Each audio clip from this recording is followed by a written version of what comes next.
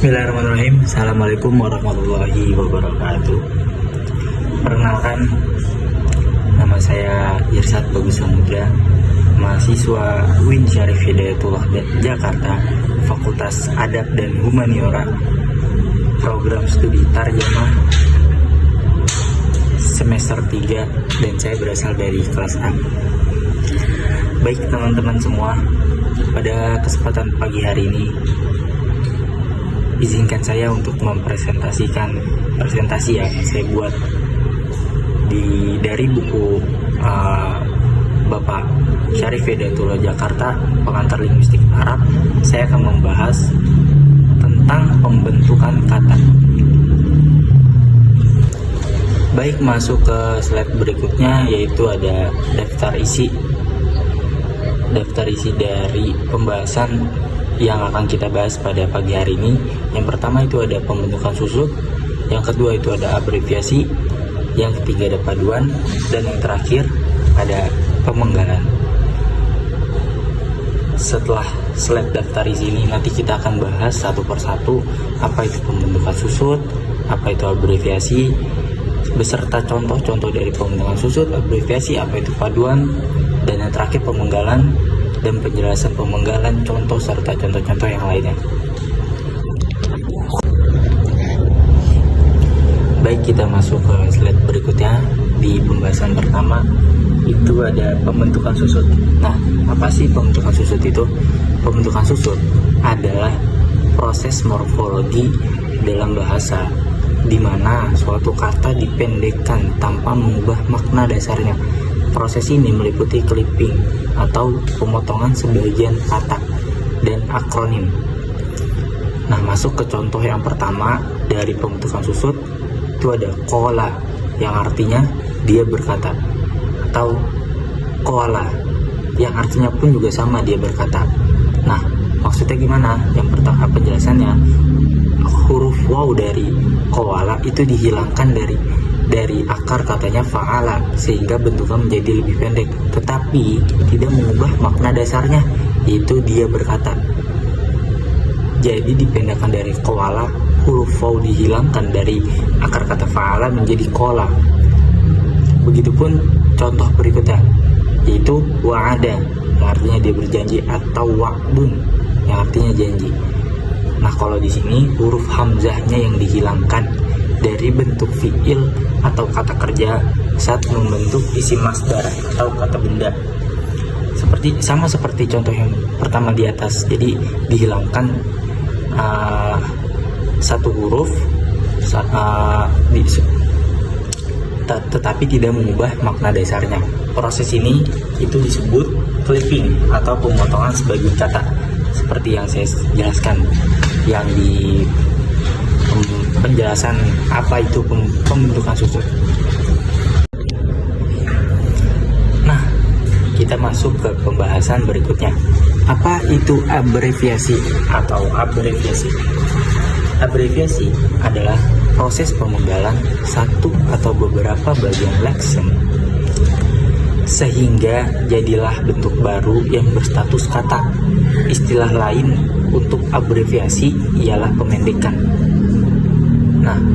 Nah, sebelum kita masuk ke pembahasan jenis-jenis abreviasi, apa-apa saja abreviasi itu, ada singkatan, penggalan, dan akronim, kita akan bahas pemenggalan. Pengertian pemenggalan terlebih dahulu. Selain dari abreviasi, yaitu ada pemenggalan. Pemenggalan yaitu proses pemendekan yang mengekalkan salah satu bagian dari lexem seperti contoh-contoh di atas. Itu apa aja? Kita masuk ke jenis-jenis abreviasi. Yang pertama itu ada singkatan. Kalau contoh dalam bahasa Indonesia itu singkatan ada KG dan SH. Nah, KG itu singkatan dari kata kilogram. Kalau SH itu singkatan kata dari sarjana hukum. Nah, kalau apa sih contoh dari bahasa Arabnya?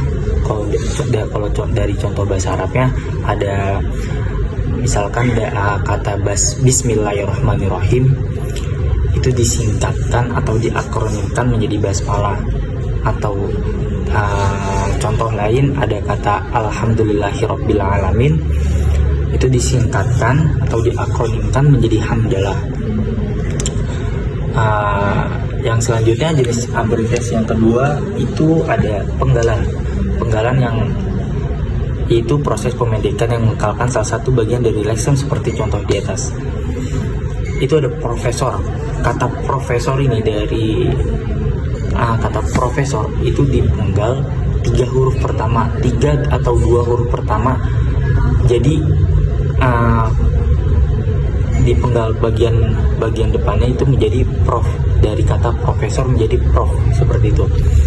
Atau seperti contoh yang kedua itu ada kolonel, atau yang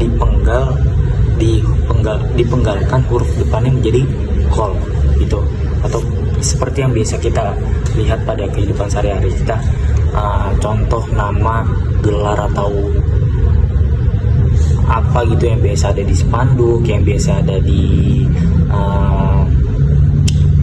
event-event besar, yang biasa ada di pamflet-pamflet, itu tidak memakai kata benar-benar lurus profesor, tapi kata profesor ini dipenggal menjadi kata prof, seperti itu. Selanjutnya jenis abreviasi yang ketiga ada akronim. Nah, kalau contoh tadi dari contoh abreviasi yang pertama itu kan ada singkatan yang saya sudah sebutkan, ada contoh bahasa Indonesia dan bahasa Arabnya, karena di sini kita membahas linguistik Arab, yang kita kedepankan ada Arabnya dulu terlebih dahulu pastinya. Tetapi kalau yang di jenis abreviasi yang kedua, penggalan, itu contohnya hanya di bahasa Indonesia saja. Kemudian yang di akronim pun juga sama. Akronim itu contohnya ada TNI atau Tentara Nasional Indonesia, atau contoh lainnya ada SIM, surat izin mengemudi, atau bisa juga duren, duda keren, atau bisa yang lainnya, bisa macam-macam. Nah, kalau di akronim ini, saya tadi salah pembahasan. Kalau yang contoh bahasa Arabnya, akronim itu tadi yang saya sebutkan di singkatan.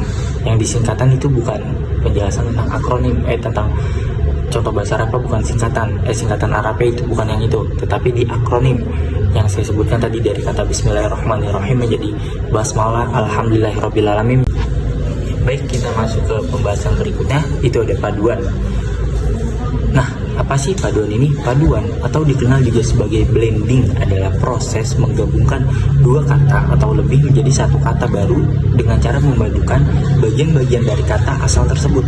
Berikut contoh paduan atau blending dalam bahasa Indonesia dan bahasa Arab. Nah, kalau di bahasa Indonesia itu contohnya ada sinetron. Dari asal katanya itu sinema dan elektronik. Seperti yang saya bilang tadi, proses ini menggabungkan dua kata atau lebih jadi satu kata baru dengan cara memadukan dari satu dan dua kata tersebut. Dari sinema dan elektronika digabungkan dua kata tersebut menjadi kata baru yang artinya yang jadinya sinetron gitu. Ada contoh yang kedua itu ada dari kata warung telekomunikasi. Yang digabungkan dua kata warung dan telekomunikasi itu menjadi satu kata baru menjadi wartel, seperti itu. Nah, kalau dari contoh bahasa Arab sendiri itu ada dari kata Shallallahu Alaihi Wasallam digabungkan beberapa katanya menjadi sholat, seperti itu. Baik, selesai sudah presentasi kita pada pagi hari ini. Mohon maaf apabila saya ada salah, itu datang dari saya pribadi, dan apabila ada kebenaran itu hanya milik Allah Subhanahu wa Ta'ala. Terima kasih, semoga ilmu yang saya sampaikan memberi manfaat untuk teman-teman semua yang menonton, pun bermanfaat untuk diri saya pribadi juga. Terima kasih, tetap jaga kesehatan, tetap semangat terus. Wassalamualaikum warahmatullahi wabarakatuh.